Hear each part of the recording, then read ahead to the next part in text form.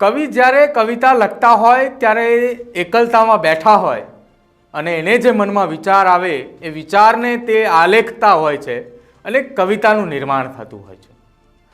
હું આ કવિ અને કવિતાઓ એટલા માટે યાદ કરી રહ્યો છું કે અમરેલીની પાટીદાર સમાજની દીકરી પાયલ ગોટીના સરઘસ બાદ પરેશ ધાનાણી જાણે કવિ બની ગયા હોય એ પ્રકારે કવિતાઓ લખતા રહ્યા છે.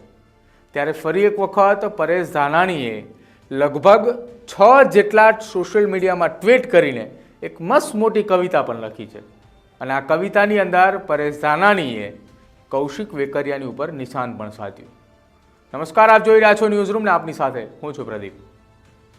અમરેલીની પાટીદાર સમાજની દીકરી પાયલ ગોટીના સરઘસકાંડ બાદ આખા આ મામલામાં પરેશ ધાનાણી ઉપવાસ પર બેઠા ને ત્યારથી જ એક કવિતાનો સિલસિલો શરૂ થયો. એ કવિતાઓ એ લખાતી ગઈ અને ભાજપ અને કૌશિક વેકરિયાની સાથે સાથે એ પરેશ ધાનાણીએ તમામ પર પ્રહારો કરતા રહ્યા.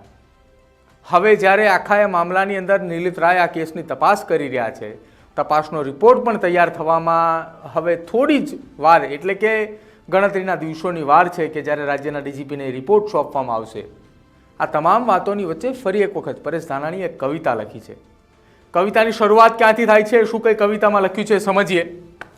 આ પરેશ ધાનાણીનું સોશિયલ મીડિયા પેજનું આ ટ્વીટ એટલે કે પરેશ ધાનાણીનું ટ્વિટર પેજ છે.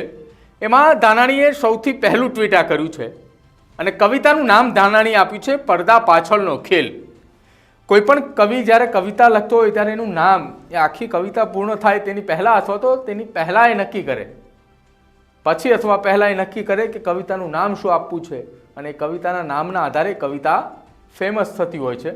ત્યારે પરેશ ધાનાણીએ કવિતાનું નામ આપ્યું છે પડદા પાછળનો ખેલ અને આ જ પડદા પાછળનો ખેલ જે છે તેમાં શરૂઆતમાં લખ્યું છે, ભલે સ્થાનિક આગેવાનોની આંગળીએ જિલ્લા ભાજપનું પ્રમુખ પદ મેળવાય છે, ભલે સ્થાનિક આગેવાનોની આંગળીએ જિલ્લા ભાજપનું પ્રમુખ પદ મેળવાય છે, સીધા પ્રદેશ પ્રમુખનું પાકીટ ઉપાડ્યું અને ખેસ અને ખાસ ચેલાનું પદ અપાય છે.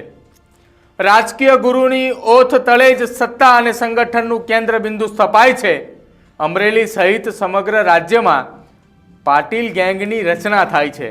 હેશટેગ ભાજપની ગેંગ વોર. આ પરેશ ધાનાણીની કવિતાનું પહેલું ટ્વીટ. હવે બીજું ટ્વીટ. નામ મેં આપને પહેલાં કહ્યું એમ કવિતાનું એક જ નામ રાખ્યું છે પડદા પાછળનો ખેલ અને શરૂઆતમાં લખ્યું છે, હવે વાત આગળ. પાટીલ ગેંગના બધા જ પપેટોને પછી છૂટો દોર અપાય છે. પાટીલ ગેંગના ખીલે જ આખું સંગઠન અને તંત્ર ખુદ બંધાય છે. પાટીલ ગેંગના ઇશારે બધા જ સાચા ને ખોટા કામ શરૂ થાય છે. માત્ર મળતિયાઓના મેળા પીપણામાં બધી જ સરકારી ગ્રાન્ટો વેચાય છે. હેશટેગ ભાજપની ગેંગ વોર. આ પરેશ ધાનાણીની જે કવિતા છે એનું બીજું પેજ, હવે ત્રીજું પેજ એટલે કે ત્રીજું ટ્વીટ. પડદા પાછળનો ખેલ. અહીં લાલ લાઇટનો ઉપયોગ તો માત્ર હપ્તા જ ઉઘરાવા થાય છે. દારૂ ખનનના હપ્તાઓ ખુદ પોલીસ જ ઉઘરાવીને આપી જાય છે. માટે પાટીલ ગેંગના બધા ધારાસભ્યોને હવે મંત્રી બનવાના ભરખા થાય છે. હેશટેગ ભાજપની ગેંગ વોર. આ જે ટ્વીટ કર્યું છે એ ત્રીજા નંબરના પેજની અંદરનું જે ટ્વીટ હતું એ એટલા માટે લખવામાં આવ્યું કે કૌશિક વેકરિયાની ઉપર જે આક્ષેપો થયા હતા એ આક્ષેપોની અંદર પહેલો જે પત્રની અંદર હતું કે કૌશિક વેકરિયા એ અમરેલી પોલીસ પાસેથી 40 લાખના હપ્તા લે છે. હવે આ લેટર કાંડની અંદર જે આખી કઈ તથ્યતા જે કંઈ પણ હોય એ નિલીત રાય તપાસ કરી રહ્યા છે, પરંતુ એ જે લાઈન હતી તેના આધારે અહીંયા એ લાઈન લખવામાં આવી હતી. હવે આ ચોથું ટ્વીટ છે કે પડદા પાછળનો ખેલ.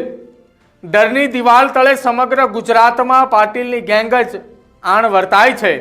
પાર્ટી મેન્ડેટના બહાને બધા જ અંદરના હરીફોને હણાય છે.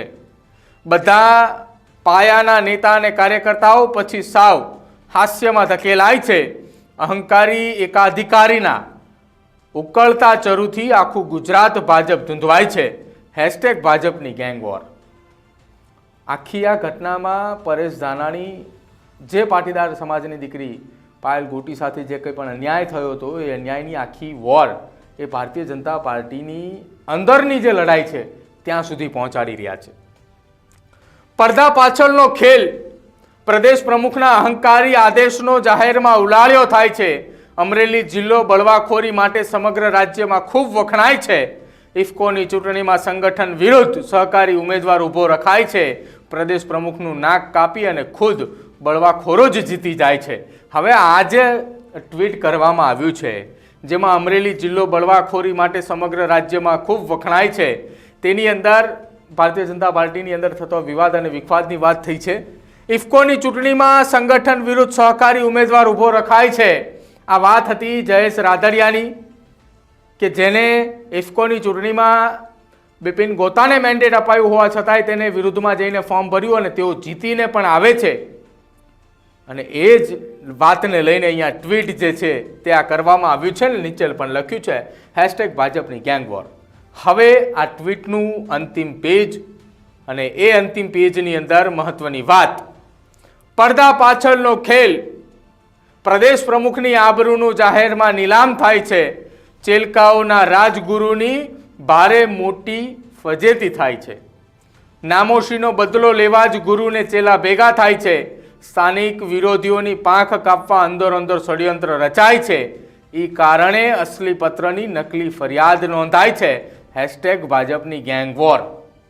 અહીંયા લખ્યું છે એ કારણે અસલી પત્રની નકલી ફરિયાદ નોંધાય છે અને એનું એ કારણ એ અહીંયા લખ્યું છે કે સ્થાનિક વિરોધીઓની પાંખ કાપવા અંદરો અંદર ષડયંત્ર રચાય છે.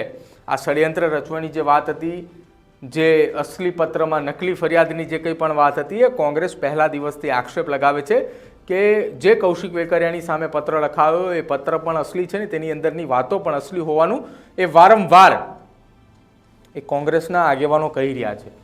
જો કે ભાજપની જ્યારે વાત કરવામાં આવે ત્યારે છેલ્લા કેટલાક સમયથી ભાજપની અંદર પત્રિકા વોરની શરૂઆત થઈ છે અને એ પત્રિકા વોર એ અમરેલીની પત્રિકા વોર સામે આવી ને ત્યારબાદ રાજકોટની અંદર પણ આ જ પ્રકારની એક પત્રિકા વોર સામે આવી.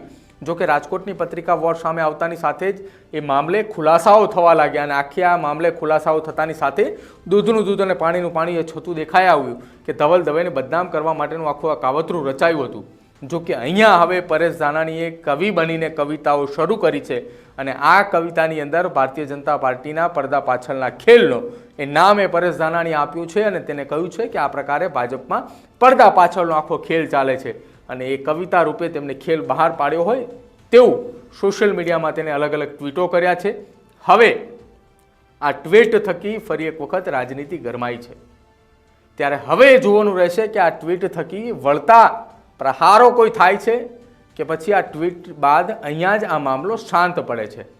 હવે આ મામલે જયેશ રાદડિયા પણ કોઈ બોલે છે કે પછી આ મામલે તમામે નેતાઓ મૌન ધારણ કરીને બેસે છે, એ જોવાનું રહેશે. પરંતુ અહીંયા આ પરેશ ધાનાણીની અમરેલીની પાટીદાર સમાજની દીકરી પાયલ ગોટીના સરઘસ કાંડની વચ્ચે ભારતીય જનતા પાર્ટીના પડદા પાછળના ખેલના આ ટ્વીટને લઈને તમારું શું માનવું છે તે ખાસ અમારા કમેન્ટ સેક્શનની અંદર જણાવજો. અને જો તમે હજુ પણ અમારી ચેનલ ન્યૂઝરૂમને લાઇક, શેર અને સબસ્ક્રાઇબ નથી કરી તો અત્યારે જ કરી લેજો, કેમ કે આ પ્રકારની તમામ પોલિટિકલ અપડેટ અમે સૌથી પહેલાં આપના સુધી પહોંચાડતા રહીશું. જોતા રહેજો ન્યૂઝરૂમ. નમસ્કાર.